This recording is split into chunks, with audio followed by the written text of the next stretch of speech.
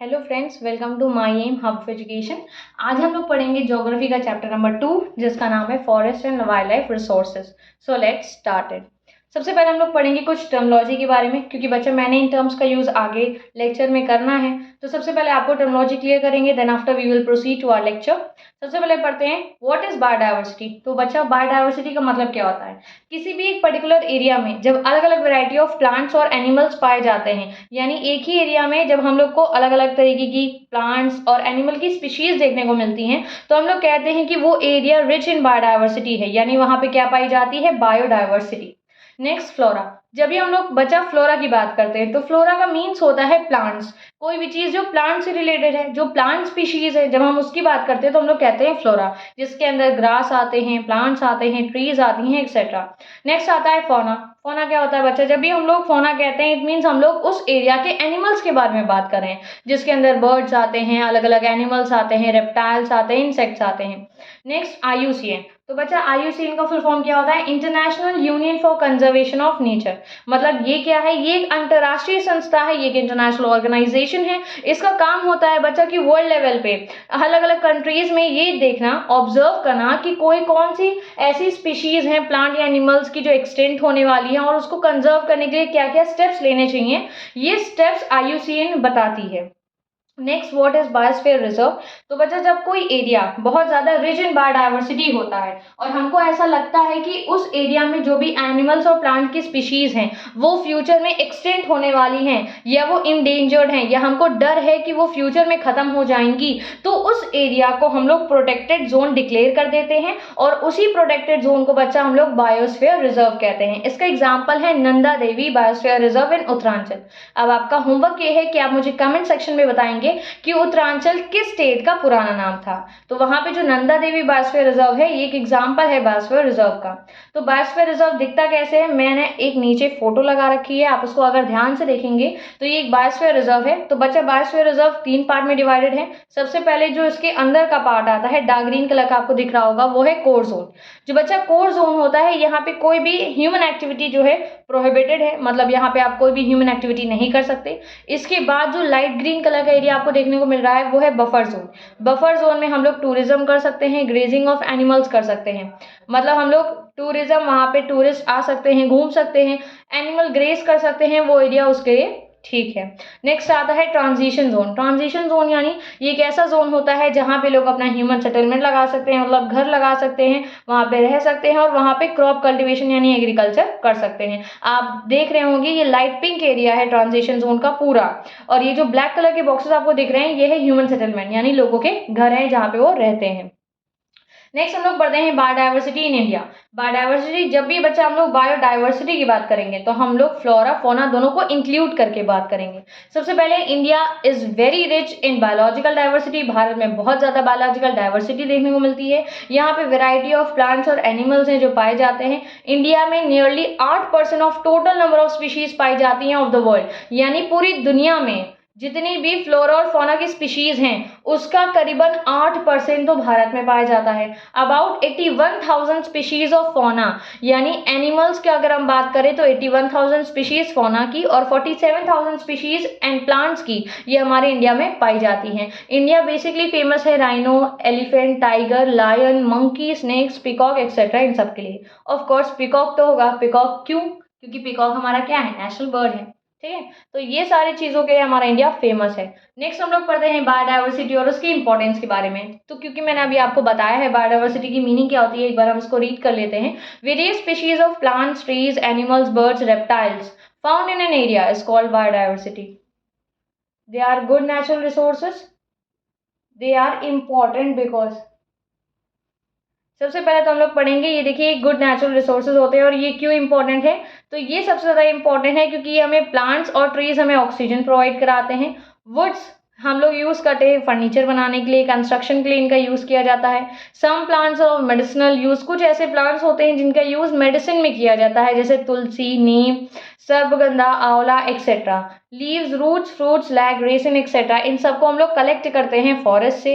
Animals हमें meet, फर, skin, bone ये सब प्रोवाइड कराते हैं। कंबाइन अगर हम लोग ऑल टोटल बात करें, प्लांट्स और एनिमल्स हमारी पूरी फूड चेन को मेंटेन करते हैं इकोसिस्टम में, और अगर इनमें से कोई भी चीज़ खत्म हो गई तो हमारी पूरी फूड चेन, ये जो इकोसिस्टम की लाइफ साइकिल है वो डिस्टर्ब हो जाएगी। नेक्स्ट हम लोग पढ़ते हैं टाइप्स ऑफ बायोडाइवर्सिटी के बारे में। तो बेसिकली ये 3 टाइप ऑफ बायोडाइवर्सिटी आती हैं।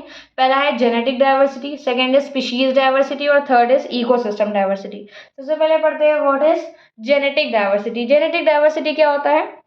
जब हम लोग एक ही स्पीशीज में बात करते हैं, फॉर एग्जाम्पल आपने कैट देखे हैं, तो जो कैट्स होती हैं वो आपको अलग अलग कलर की देखने को मिलेंगी। कुछ व्हाइट कलर की होती हैं, कुछ ब्राउन कलर की होती हैं, कुछ स्ट्रैप जिनमें स्ट्रैप बना होता है ब्लैक एंड व्हाइट का, उस कलर की होती हैं। यानी हम लोग एक ही स्पीशीज के अंदर अलग अलग कैरेक्टरिस्टिक्स हमको देखने को मिलती हैं। तो ये जो एक ही स्पीशीज में अलग अलग कैरेक्टरिस्टिक्स देखने को मिलती हैं, इसे बोलते हैं जेनेटिक डाइवर्सिटी। यानी उनकी जीन्स में कोई अंतर है, उनकी जीन्स में अंतर है, वो एक दूसरे से अलग दिख रही है, उनका जेनेटिक मेकअप ऐसा है कि वो एक दूसरे से अलग है। उनके अंदर कुछ अलग कैरेक्टरिस्टिक्स हैं, किसी और के अंदर कुछ अलग कैरेक्टरिस्टिक्स हैं। इसका बहुत अच्छा एग्जांपल बच्चा हम लोग हैं, होमो सैपियंस। अगर आप ह्यूमंस की बात करें तो इस पूरी दुनिया में जितने लोग हैं सब इंसान हैं, सब एक ही स्पीशीज के हैं, लेकिन सब अलग अलग, एक दूसरे से अलग अलग दिखाई देते हैं। क्यों? क्योंकि किसी का कलर अलग है, किसी का हेयर का कलर अलग है, आई का कलर अलग है, किसी की हाइट लंबी है, कोई छोटा है। यानी ये जो उनका जेनेटिक मेकअप है, इसे कहते हैं हम लोग जेनेटिक डाइवर्सिटी। यानी इसका बहुत अच्छा एग्जांपल तो हम ही लोग हैं कि हमारे अंदर हम लोग को जेनेटिक डाइवर्सिटी देखने को मिलता है। हम आपसे अलग हैं बहुत सारी चीजों में, हमारा कलर आपसे अलग है, हमारी हाइट आपकी अलग है, तो ये सारा होता है जेनेटिक डाइवर्सिटी। ये बहुत अच्छी फोटो है बच्चा, इस फोटो से आप पूरा क्लियर कर सकते हैं कि टाइप्स ऑफ बायोडाइवर्सिटी होती क्या है। नेक्स्ट आता है स्पीशीज डाइवर्सिटी। आप देख सकते हैं स्पीशीज डाइवर्सिटी सिंपल, किसी भी एक एरिया में जब अलग अलग तरीके की स्पीशीज पाई जाती हैं तो हम लोग बोलते हैं कि वो area rich in species diversity है। आप इस फोटो में देखिए, इस फोटो में एक जंगल दिखाया गया है जिसके अंदर डियर भी दिख रहा है, पेड़ पे एक पैरट भी दिख रहा है, एक फ्रॉग भी दिख रहा है। यानी एक ही एरिया में हमने आपको अलग अलग तरीके की स्पीशीज दिखाई है, तो इसे कहते हैं स्पीशीज डाइवर्सिटी। नेक्स्ट आता है इकोसिस्टम डाइवर्सिटी। तो बच्चा इकोसिस्टम डाइवर्सिटी क्या होता है? यानी हम लोग यहाँ पे बेसिकली नॉन लिविंग थिंग्स की बात कर रहे हैं। हम लोग यहाँ पे माउंटेन्स की बात करेंगे, यहाँ पे डेजर्ट्स की बात करेंगे, ट्रीज की बात करेंगे, लेक्स की बात करेंगे, यहाँ पे हम लोग लैंड फॉर्म्स की बात करेंगे। यानी आपने देखा है कि एक ही एरिया में अलग अलग तरीके के लैंड फॉर्म्स देखने को मिलते हैं। यानी हमें एक ही एरिया में हमने पहाड़ भी देख लिए, हमने वहीं पे पेड़ भी देख लिए, फॉरेस्ट भी देख लिया, हमने झील भी देख ली, वैली भी देख लिया। जब एक ही एरिया में इतने अलग अलग तरीके के लैंड फॉर्म्स आपको देखने को मिलते हैं तो हम लोग कहते हैं कि वो एरिया रिच इन इकोसिस्टम है। तो ऐसे एरिया को बोलते हैं इकोसिस्टम डाइवर्सिटी। अब समझ में आ गया होगा आपको। नेक्स्ट पढ़ते हैं importance of forest in our life. अब हम लोग ये जानते हैं कि बच्चा जंगलों का यानी फॉरेस्ट का क्या इंपॉर्टेंस है हमारी लाइफ में। ऑफ कोर्स इन फॉरेस्ट से हमें बहुत सारी चीजें मिलती हैं, तो इंपॉर्टेंस तो ही है। सबसे पहले पढ़ते हैं forest provides timber for furniture and construction work. Timber means would, लकड़ी। बच्चा फॉरेस्ट हमें लकड़ी प्रोवाइड कराता है जिससे हम लोग फर्नीचर बनाते हैं, कंस्ट्रक्शन वर्क के लिए भी बहुत ज्यादा इंपॉर्टेंट होता है।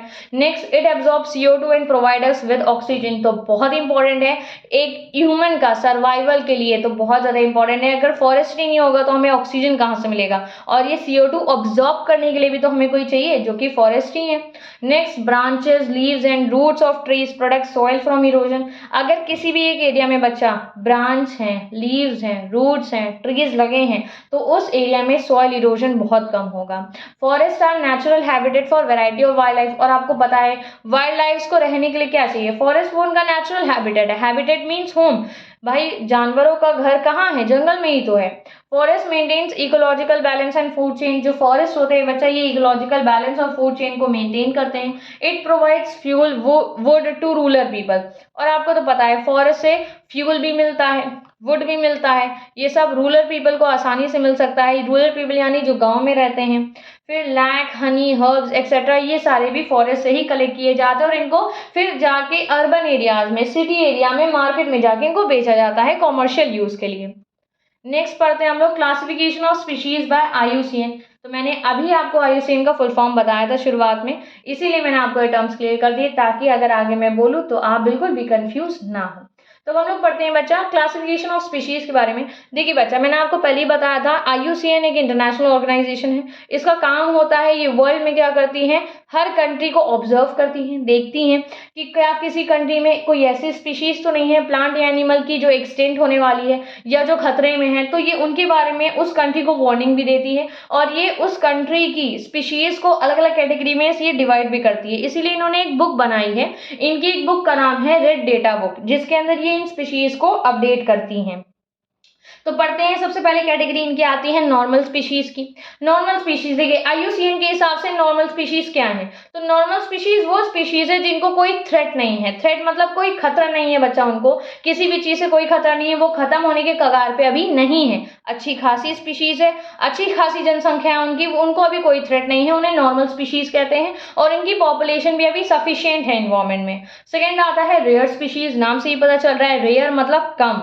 स्पीशीज जिनकी बहुत पॉपुलेशन कम हो गई है उन्हें रेयर स्पीशीज कहा जाता है और वो रेयरली दिखाई देते भी हैं फॉरेस्ट में। Example Himalayan brown bear, wild Asiatic buffalo, desert fox etcetera, ये सारी रेयर स्पीशीज हैं। IUCN ने इनको रेयर घोषित कर दिया है, डिक्लेयर कर दिया है। नेक्स्ट है vulnerable species. Population of these species decrease to such an extent that they may be become endangered. बच्चा वल्नरेबल स्पीशीज IUCN कहता है ऐसी प्रजातियां, ऐसी स्पीशीज जिनकी पॉपुलेशन डिक्रीज हो रही है और ऐसा लगता है कि फ्यूचर में ये एकदम इंडेंजर्ड हो जाएंगे, मतलब ये खतरे के कगार पे आ जाएंगी, ऐसी स्पीशीज को बोला जाता है वल्नरेबल स्पीशीज। इसका एग्जांपल है ब्लू शीप और एशियाटिक एलिफेंट। नेक्स्ट आता है endangered species. Population in species की बहुत स्मॉल है और ये एकदम आ गई है एक्सटेंशन की कगार पे, मतलब ये एकदम खत्म होने के कगार पे आ गई है और ये खत्म हो जाएंगी। ऐसी स्पीशीज को इंडेंजर्ड स्पीशीज कहते हैं।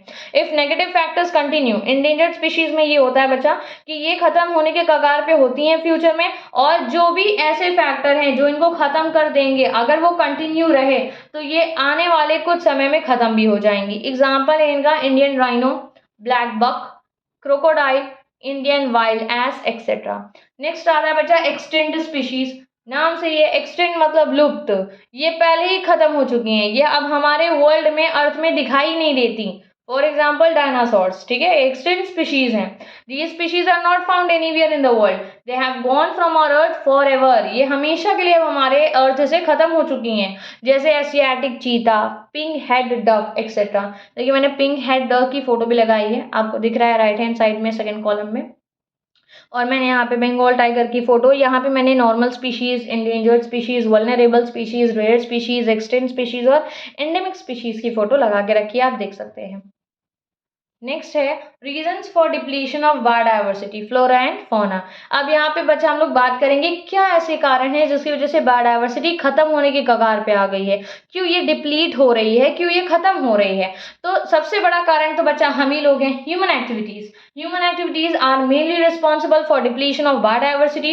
Following are the reasons or causes behind loss of flora and fauna. कुछ रीजंस मैंने दिए हुए हैं किस वजह से फ्लोरा और फौना खत्म हो रहा है। तो पहला रीजन है डिफॉरेस्टेशन बच्चा, जंगलों की कटाई, डिफॉरेस्टेशन, प्लांट को काटना, illegal cutting of trees and forest fire, ये सारे रीजन है जिसकी वजह से हमारा फ्लोरा और फौना दोनों खत्म हो रहा है। भाई बच्चा अगर जंगल ही नहीं बचेंगे तो जानवर कहाँ रहेंगे, जानवर भी तो खत्म हो जाएंगे।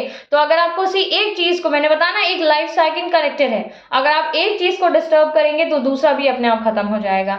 नेक्स्ट है hunting and poaching of wild animals for skin tusk bone. हम लोग हंटिंग करते हैं, ये जो जितने भी शिकारी होते हैं ये सब इलीगल एनिमल्स, इलीगल तरीके से एनिमल्स को मारते काटते और इंटरनेशनल मार्केट में ब्लैक में बेचते हैं क्योंकि उनकी वहां पे डिमांड ज्यादा है।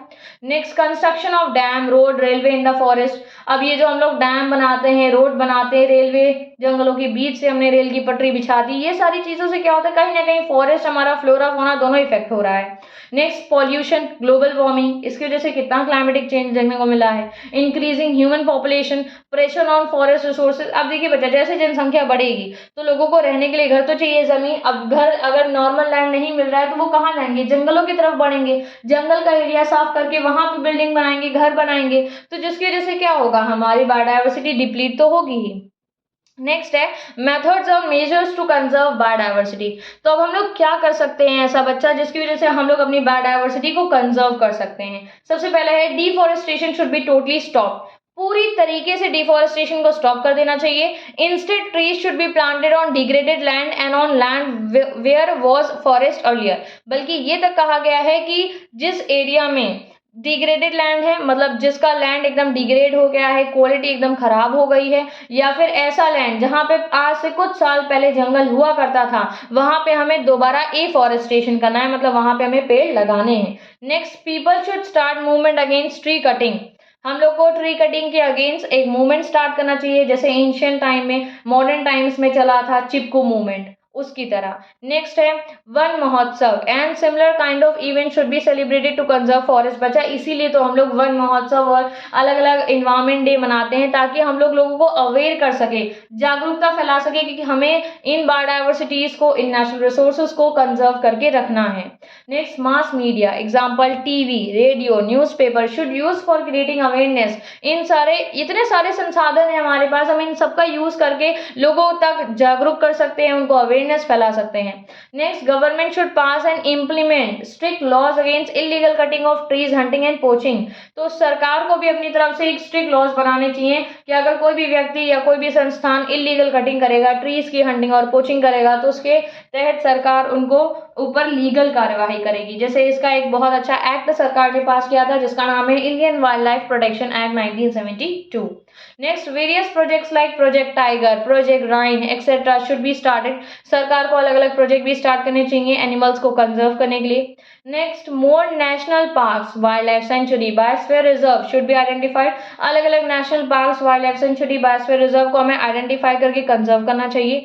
There should be frequent survey and census to count population of different species found in the forest. और हमें अलग अलग सर्वे और सेंसस कराते रहना चाहिए। जैसे हम लोग बच्चा जनगणना इंसान की पॉपुलेशन की करते हैं, हमें एनिमल्स की भी करानी चाहिए, ताकि हमें ये तो पता चले कि हमारे पिछले कुछ साल में कितनी जनसंख्या थी एनिमल और प्लांट्स की, और अब कितनी रह गई हैं, ताकि हम लोग उसको ठीक करने के लिए हम लोग मेजर स्टेप्स ले सकें। Next, wild life conservation efforts. तो देखिए वाइल्ड लाइफ कंजर्वेशन एफर्ट्स क्या क्या रहे हैं। सबसे पहले चिपको मूवमेंट की मैंने बात की थी। सबसे पहली फोटो देखिए वो चिपको मूवमेंट की है, जिसके अंदर जो ट्राइबल पीपल थे बच्चा, इन्होंने क्या किया था, पेड़ ना, जो लोग पेड़ काटने गए थे, पेड़ ना काटने के लिए उन्होंने क्या किया था, एक दूसरे का हाथ पकड़ के वो एक पेड़ के अराउंड पूरा बंध गए थे, जिसकी वजह से वो लोगों को रोकना चाह रहे थे कि वो उस पेड़ को ना काटे, और इसी को हमने चिपको मूवमेंट कहा था। चिपको मूवमेंट स्टार्ट हुआ था 1970s में इन धारवाड़ इन उत्तराखंड में। Trees were prevent from being cut by forming a human circle around them. Tree को बचाया गया था कि उसको काटा ना जाए। It spread across the country, और ये मूवमेंट पूरी कंट्री में स्प्रेड हुआ था।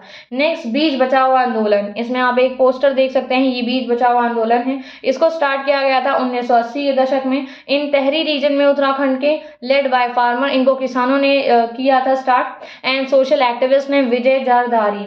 Next, aimed at saving the traditional seeds of the hills and promoting agriculture, biodiversity, sustainable agriculture and local traditions। इसको बेसिकली इसीलिए लाया गया था कि जो ट्रेडिशनल सीड्स हैं हमारी, उनको हम लोग सेव कर सके, बचा सके, लुप्त होने से हम लोग उनके प्रोटेक्ट कर सकें। हम लोग को अपनी ट्रेडिशनल सीड्स बोएं, ताकि हमारी जो बायोडाइवर्सिटी है वो प्रमोट हो और सस्टेनेबल एग्रीकल्चर रहे। Next, joint forest management. Joint forest management लाया गया, जिसको स्टार्ट किया गया था 1988 में गवर्नमेंट ऑफ इंडिया के द्वारा। इसको लॉन्च किया गया था पहली बार उड़ीसा में। Involve local communities for conserving wild life and restoring degraded forest. बच्चा इसमें क्या था, इसमें सरकार, देखिए अभी तक क्या था कि हम लोग सरकार से बोलते हैं कि आप कुछ स्टेप लीजिए, आप कुछ करिए, सरकार तो कर ही रही है। अब सरकार जनता से बोल रही है कि आप भी अपने लोकल रीजन के लिए कुछ करिए। तो जब सरकार जनता का इनिशिएटिव मांगती है, और जहां पे लोकल कम्युनिटीज ने अपनी वाइल्ड लाइफ और डिग्रेडेड फॉरेस्ट को कंजर्व करने के लिए कदम उठाया, उसी को बोला गया जॉइंट फॉरेस्ट मैनेजमेंट।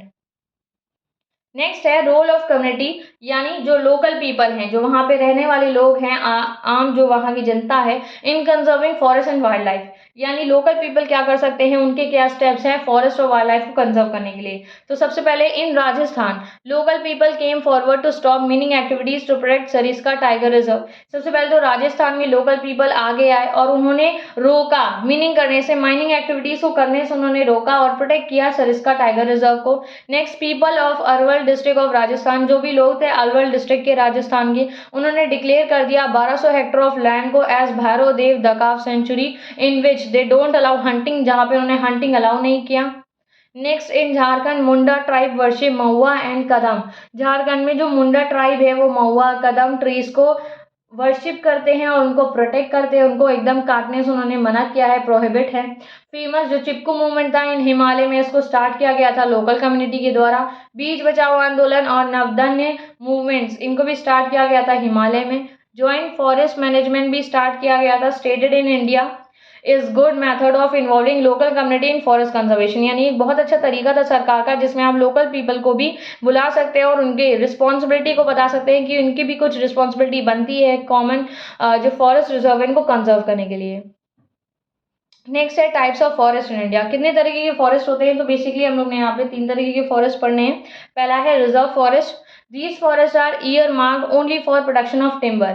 ये बच्चा ऐसे फॉरेस्ट होते हैं जिनसे बेसिकली हमें टिम्बर का प्रोडक्शन मिलता है। यहाँ पे हमें टिम्बर बहुत ज़्यादा मिलते हैं। Grazing of animals and cultivation of crops are not allowed in these forest. इन फॉरेस्ट में हम लोग किसी भी जानवर को चरा नहीं सकते और यहाँ पे किसी प्रकार की फसल नहीं उगा सकते। ये फॉरेस्ट सिर्फ और सिर्फ रिजर्व हैं लकड़ियों के लिए, इनके यहाँ से हमको सिर्फ लकड़ियाँ चाहिए। अबाउट 54% ऑफ फॉरेस्ट जो भारत के अंदर है वो रिजर्व फॉरेस्ट की कैटेगरी में ही आते हैं। नेक्स्ट आता है प्रोटेक्टेड फॉरेस्ट। ये जो फॉरेस्ट हैं ये प्रोटेक्टेड हैं फ्रॉम फर्दर डिप्लीशन, मतलब ये डिप्लीट ना हो उससे उनको प्रोटेक्ट किया गया है। Right of grazing and cultivation is allowed with certain restriction. जो राइट्स है ग्रेजिंग के, मतलब हाँ यहाँ पे कुछ हद तक आप ग्रेजिंग कर सकते हैं, कुछ हद तक आप फसल उगा सकते हैं, लेकिन कुछ रिस्ट्रिक्शंस के साथ। अबाउट 29% फॉरेस्ट जो है यहाँ पे प्रोटेक्टेड फॉरेस्ट के अंदर आता है इंडिया का। नेक्स्ट है अनक्लास फॉरेस्ट। यहाँ पे किसी प्रकार का रिस्ट्रिक्शन नहीं है ऐसे फॉरेस्ट में। ये जो फॉरेस्ट हैं ये गवर्नमेंट को बिलोंग करते हैं और प्राइवेट इंडिविजुअल्स को भी। यहाँ जो 16% फॉरेस्ट हैं भारत में वो अनक्लास फॉरेस्ट की कैटेगरी में ही आते हैं। नेक्स्ट है distribution of forest in India. Bharat में फॉरेस्ट का डिस्ट्रीब्यूशन पढ़ लेते हैं। तो about 33% land must be under forest for ecological balance. 33% land जो है हमारा फॉरेस्ट के अंदर आता है, but only 23% land is under forest in India. इन्होंने कहा कि 33% लैंड हमारा फॉरेस्ट के अंदर आना चाहिए जिससे हमारी इकोलॉजिकल बैलेंस बनी रहे, लेकिन भारत में सिर्फ 23% ही आता है, यानी 10% की कमी है। Distribution of forest in India is not uniform. और भारत में जो डिस्ट्रीब्यूशन है जंगलों का वो यूनिफॉर्म नहीं है, मतलब हर एरिया में आपको अलग अलग स्क्वायर किलोमीटर में आपको फॉरेस्ट दिख जाएंगे। अंडमान और निकोबार में 87% लैंड है फॉरेस्ट में, वाल हरियाणा में सिर्फ 4% है। आप देख सकते हैं कितनी ज़्यादा अनयूनिफॉर्मिटी देखने को मिल रही है आपको। Is under forest which lowest in India. Bharat में सबसे कम तो फॉरेस्ट हरियाणा में ही है, 4% लैंड से फॉरेस्ट के अंदर आता है। Most of the north eastern state जैसे मणिपुर हो गया, मिजोरम, नागालैंड, अरुणाचल प्रदेश, इनमें 60% से ज़्यादा लैंड फॉरेस्ट के अंदर आता है। लेकिन Punjab, Haryana, Gujarat, Rajasthan, Delhi, Jharkhand, Jammu Kashmir have less than 10% land under forest. South states have moderately covered with forest, यानी जो सदर्न स्टेट है साउथ इंडिया की बात करें तो मॉडरेट है, ना ज़्यादा है ना कम है। मॉडरेट लैंड एरिया इनका कवर है फॉरेस्ट के अंदर। अबाउट 20 से 30% लैंड इनका फॉरेस्ट के अंदर आता है। नेक्स्ट है short note on project tiger. Project tiger के अंदर कुछ शॉर्ट नोट भी दिए हैं। टाइगर आपको पता है is one of the most important species है फौना में। It was estimated that population of tigers have decrease rapidly in the last 100 years. 100 सालों में ये देखा गया कि जो टाइगर की स्पीशीज है बहुत कम हो गई हैं। मेजर रीजंस क्या रहे हैं इनकी कमी के, वो है hunting, poaching, deforestation, depletion of pre etcetera. Project tiger को स्टार्ट किया गया 1973 में ताकि हम लोग इसको प्रोटेक्ट कर सके एक्सटेंशन से। तो देयर आर 27 टाइगर रिजर्व है करेंट टाइम पे भारत में। प्रोजेक्ट टाइगर सक्सेसफुली इम्प्रूव, और एक प्रोजेक्ट टाइगर भी हम लोग लेके आए थे सरकार ने, जिसकी वजह से टाइगर की जो कंडीशन है ये बहुत ज़्यादा इंप्रूव हुई है। जो पॉपुलेशन है टाइगर्स की ये भी इंक्रीज हुई है 1800 से 3600 में लास्ट 30 ईयर्स में देखा गया है। यानी हमने प्रोजेक्ट टाइगर से बहुत सक्सेसफुल इंप्रूवमेंट किया है क्योंकि जो पॉपुलेशन है टाइगर की वो 1800 से 3600 इंप्रूव हुई है। नेक्स्ट प्रोजेक्ट टाइगर के बारे में पढ़ते हैं। तो इसमें वही लिखा हुआ है, प्रोजेक्ट टाइगर 1973 में शुरू हुआ था। टाइगर प्रोजेक्ट को ड्विंगल किया गया था 1800 से 55,000 में अर्ली 20th सेंचुरी में। जो मेन रीज़न रहा है इसके डिक्लाइन का वो ये है पोचिंग।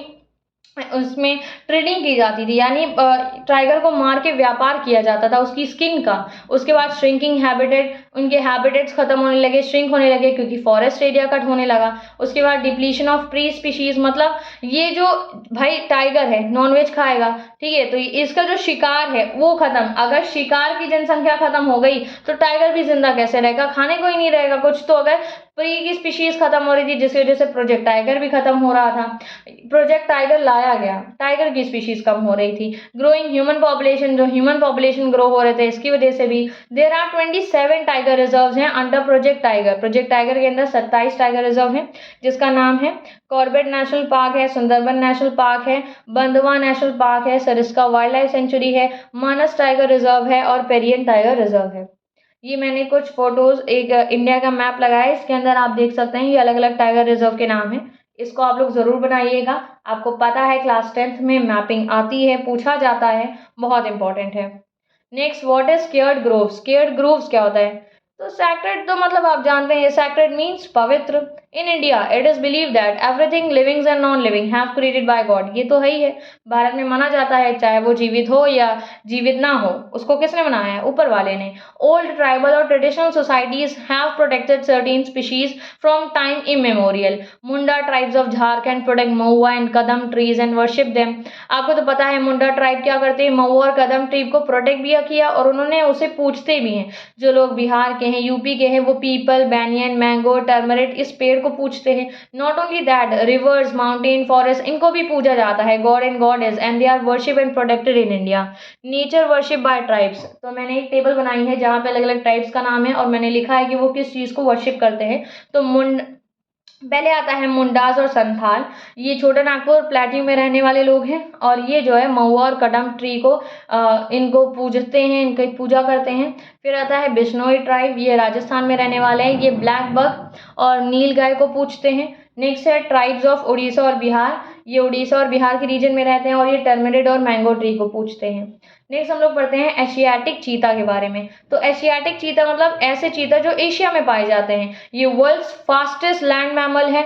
ये could run at a speed of 112 kilometre per hour, 112 घंटे की रफ्तार में, प्रति घंटे की रफ्तार में ये दौड़ते हैं। डिक्लेयर्ड एक्सटेंड इन 1952, 1952 में ही इसको एक्सटेंड डिक्लेयर कर दिया गया था, ये खत्म हो चुके हैं।